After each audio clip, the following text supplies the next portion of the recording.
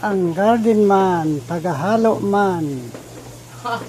Yan ang iyong pan ngayon. Yan ang iyong job. Hindi ka sa garden. Maghahalo ka, magluluto ka.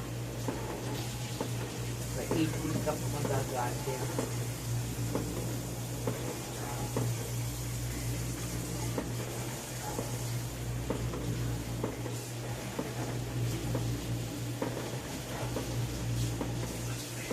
Halaya. Obijam. Ibigyan. Tagahalo na lang ang garden man. Okay, thank you Lord.